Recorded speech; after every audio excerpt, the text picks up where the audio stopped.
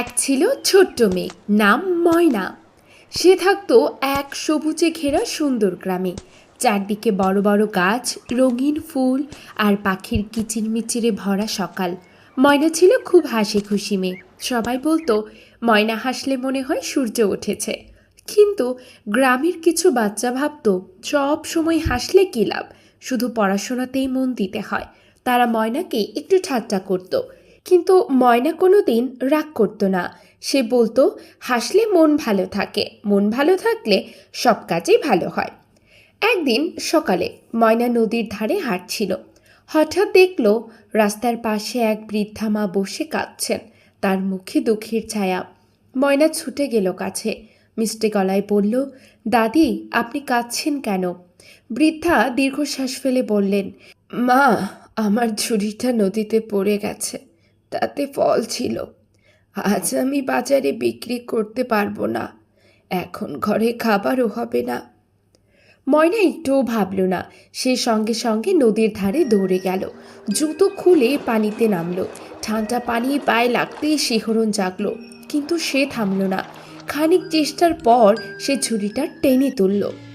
এই নিন দাদি, আপনার ছুরিটা, বলে ময়না হেসে দিল। বৃথা অবাক হয়ে তাকিয়ে বললেন, মা গো, তোমার হাসিটা যেন সূর্যের আলো, আল্লাহ তোমার মঙ্গল করুক।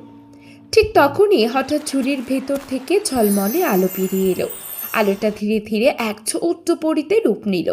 পরী মিষ্টি কণ্ঠে বলল, ময়না, তুমি আমাকে মুক্ত করেছ।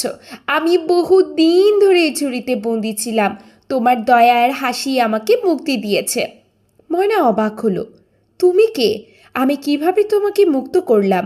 পরী হেসে বলল, আমি জাদুপরী, তোমার মনের ভালোবাসা আমার বন্দিত্ব ভেঙে দিয়েছে, তাই আমি তোমাকে একটা উপহার দেব।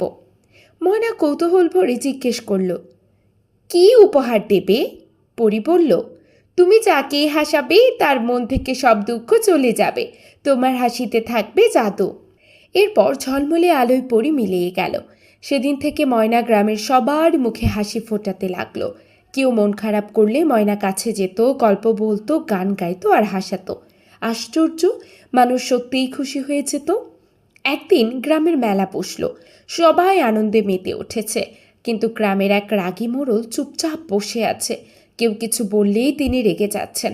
ময়না এগিয়ে গেল, মিষ্টি গলায় বলল, চাচা, আপনি এত রাগ করছেন কেন?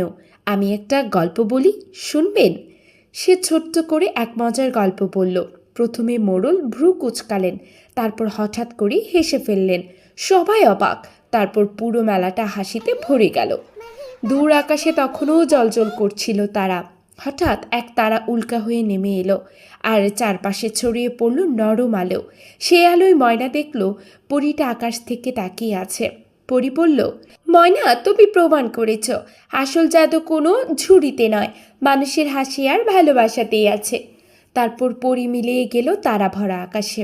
এরপর থেকে গ্রাম জুড়ে সবাই ময়নাকে জাদুর হাসিওয়ালা মেয়ে বলে ডাকত। কেউ মন খারাপ করলে ময়নার কাছে যেত আর সে হাসিয়ে দিত। গ্রামটা ধীরে ধীরে বদলে গেল।